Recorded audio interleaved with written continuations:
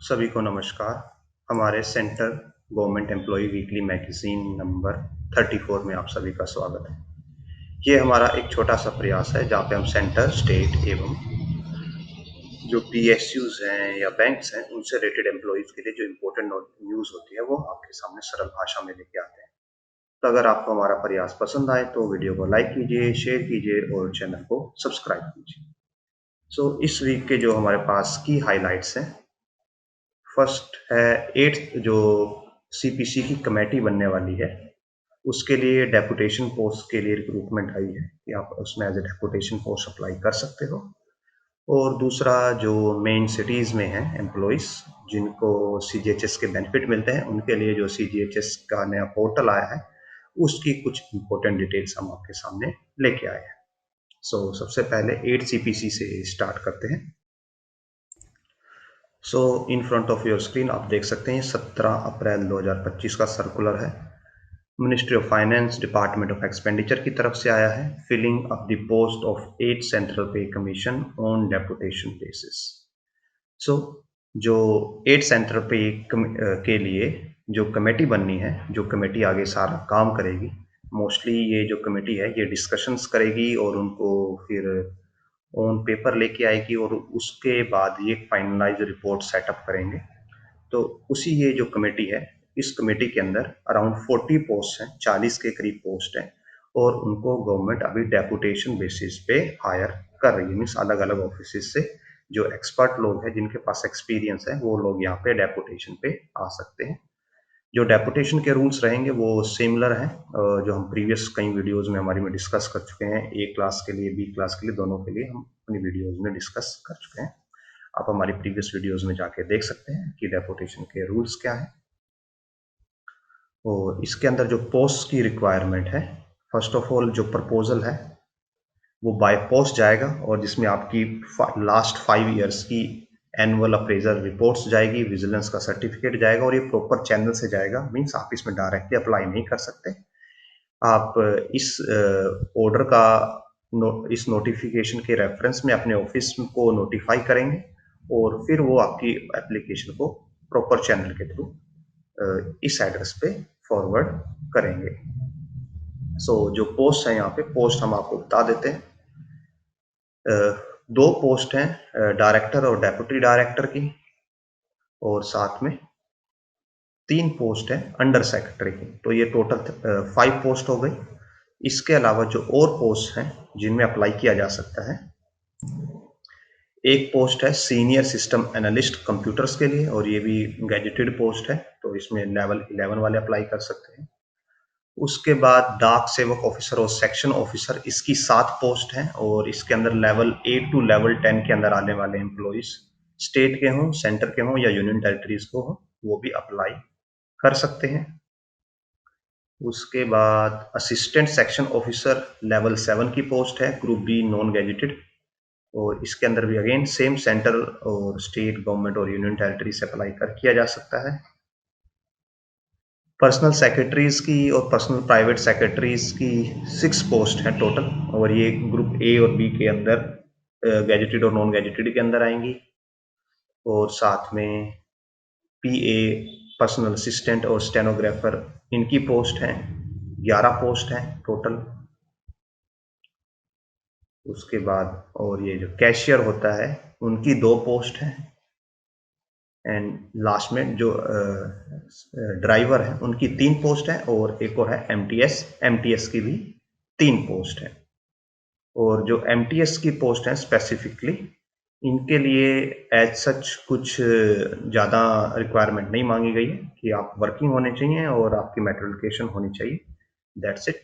और ये जो सभी डेपुटेशन की पोस्ट हैं ये कब तक रहेंगी एप्लीकेबल, जब तक जो 8 सेपी कमीशन है वो अपनी फाइनल रिपोर्ट सबमिट नहीं कर देता। फाइनल रिपोर्ट सबमिट होते ही जो ये डेपुटेशन पोस्ट है इनकी डेपुटेशन फिनिश हो जाएगी और आपको अपने पेरेंट ऑफिस पे आना पड़ेगा। और यस, जो एम्प्लॉयज ऑलरेडी डेपुटेशन पे है वो भी यहाँ पे अप्लाई कर सकते हैं। ये थे डेपुटेशन के रिगार्डिंग और 8 सेपी कमीशन के रिगार्डिंग। और बिकॉज अभी आप यहाँ से आइडिया ले सकते हैं कि अभी जो कमेटी है उसका स्ट्रक्चर फॉर्म होना है, अभी उनके लिए एम्प्लॉयज की फॉर्मेशन होनी है। उसके बाद फिर जो ये कमेटी है ये डिस्कशंस भी करेगी, उसमें से फिर उनके फाइनल ड्राफ्ट्स बनेंगे। मींस पहले टेम्परेरी ड्राफ्ट बनेंगे, फिर एक फाइनल ड्राफ्ट बनेगा, वो सिग्नेचर होकर मिनिस्ट्री में सबमिट होगा। मिनिस्ट्री उसमें अपनी एडवाइजेज देगी और उसको फिर से एडिट किया जाएगा। और तो अभी आप यहाँ पे आइडिया ले सकते हैं कि एटलीस्ट 1 साल का डिले होने वाला है 8 पे कमीशन के इम्प्लीमेंटेशन में। सो इसके साथ ही नेक्स्ट उसकी तरफ बढ़ते हैं जो हमारा CGHS का ऑर्डर है। सो ये ऑर्डर आप CGHS के रिगार्डिंग देख रहे हैं, 22 अप्रैल का ऑर्डर है। और इसके अंदर ये इंफॉर्मेशन दी गई है कि जो CGHS की ओल्ड वेबसाइट थी, मीन्स उसके ऊपर जो CGHS के काम करने के लिए जो सॉफ्टवेयर यूज होता था, जो बेस सॉफ्टवेयर था, अब उसको बदल दिया गया है।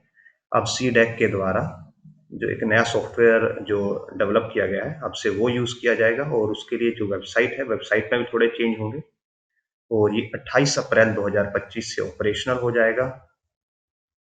और जो पुराना सिस्टम है वो भी थोड़े दिनों के लिए एप्लीकेबल रहेगा, चलता रहेगा, सो दैट कंटिन्यूटी बनी रहे। अब इसके अंदर जो की चेंजेस होंगे, जो सबसे पहला है कंट्रीब्यूशन का एज पर ये ओल्ड पेंशन वालों के लिए आता है अभी, NPS वालों के लिए और जो UPS चूज करेगा उनके लिए अभी इसका आइडिया नहीं है। जो OPS के अंडर आते हैं वो अपनी रिटायरमेंट के बाद उनके पास 2 ऑप्शन होते हैं, आइदर वो CGHS का फायदा ले सकते हैं या फिर वो मंथली बेसिस का अराउंड 1000 to 2000 जो मेडिकल अलाउंस मिलता है वो ले सकते हैं। और अगर वो CGHS का बेनिफिट लेना चाहते हैं तो उनको एक लमसम पेमेंट करना होता है भारत कोष के अंदर।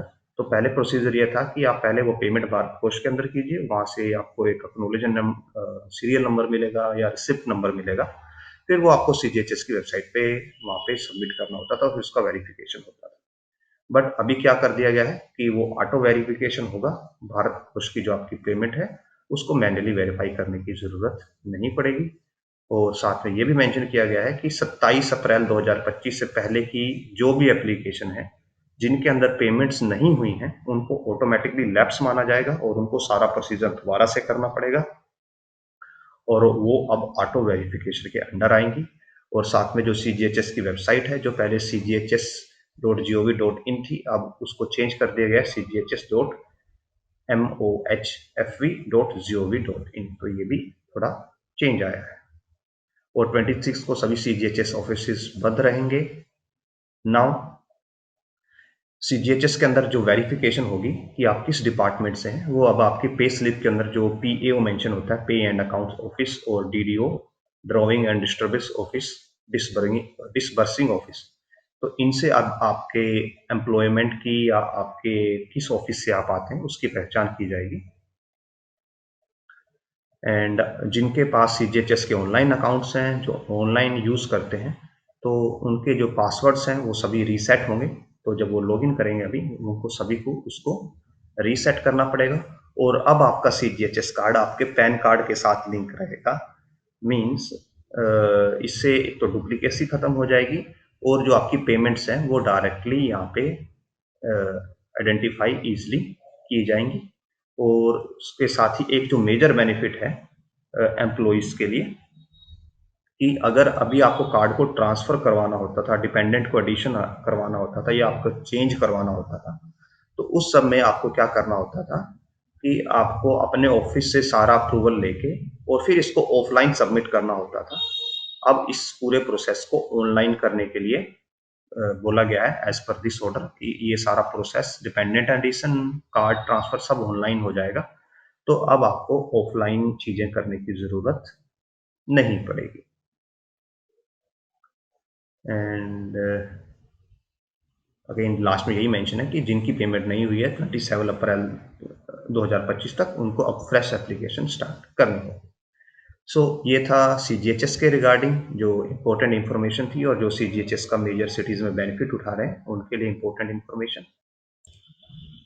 अगेन अगर आपको वीडियो पसंद आई हो तो वीडियो को लाइक कीजिएगा, शेयर कीजिएगा, चैनल को सब्सक्राइब कीजिएगा, और हम ऐसे ही अगले हफ्ते आपके सामने जो इम्पोर्टेंट और लेटेस्ट न्यूज़ होगी वो आपके सामने लेके आए। धन्यवाद।